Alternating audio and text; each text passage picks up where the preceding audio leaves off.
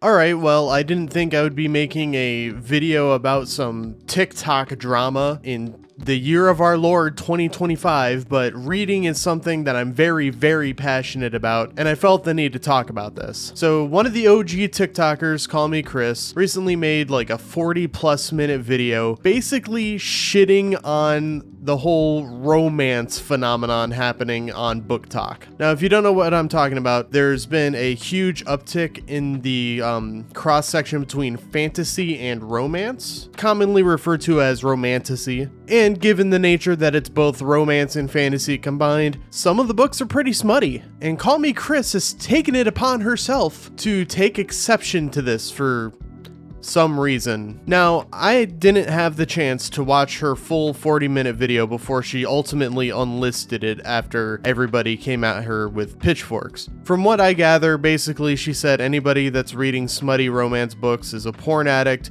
they need to go to therapy, and won't someone please think of the children? Because one of the books has an illustrated cover that wouldn't seem out of place in the young adult section of a bookstore. I take big exception to this. First and foremost, where is the media literacy and critical thinking skills? Where are they? You should know how to use your brain a little bit. Saying everybody who reads a romance book is a porn addict, it's like saying everybody who reads horror loves murder. I could easily come at you, Chris, because you have a true crime podcast. I could say that you're obsessed with sensationalizing actual tragedy for profit. There's this really weird shift towards prudishness that I just don't really understand. Policing how people explore their sexuality is weird, especially if they're doing it in a safe way, like reading smut. If somebody wants to read smut, who actually gives a shit? But won't someone please think of the children? If a child is reading smut books, then their parents are doing a shit job at parenting their child. So after a couple of days of her video being up and her changing the title of the video 9 times before unlisting it, she did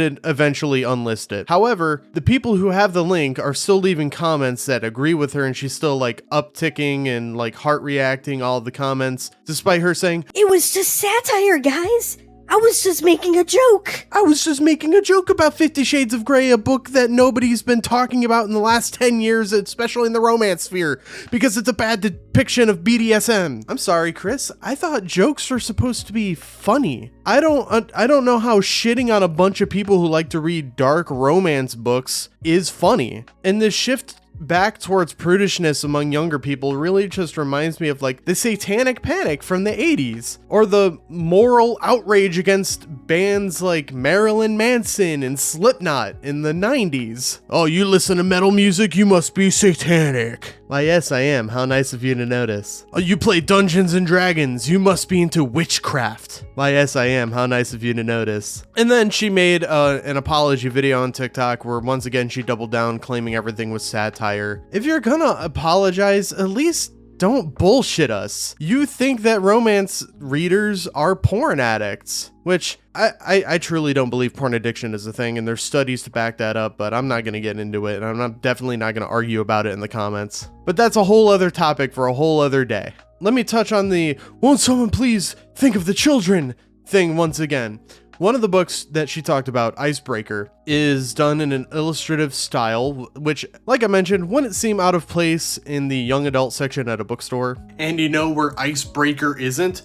The young adult section at a bookstore. And she took that as like, oh, they're trying to trick kids into reading this smut. Chris, did you forget that adult cartoons are a thing? Animation and like illustrations such as this aren't a kid's thing inherently. Again, it is up to the parents to pay attention to what their kids are doing and picking up and reading and watching. It is not up to the illustrator of the book cover or the writer of the book to police other people's children. I hate to break it to you, but the world isn't built just for children. We all share this space, and I'm sick and tired of everything being sanitized because a weird percentage of people just think the kids have to be involved with everything. Some things aren't for kids, okay? And you're just gonna have to deal with that. Some things are just not for kids. And yeah, unfortunately, that does mean kids are sometimes just going to stumble upon things that they shouldn't be looking at. That's a part of growing up, unless you live in a very sheltered life. And for my final point, I really just want to say, depiction is not endorsement. A lot of these dark romance books do have elements of non-consensual relations, and that's fine. People are allowed to write about that. People are allowed to explore sexuality in that way, so long as nobody's getting hurt and it's done in a safe way.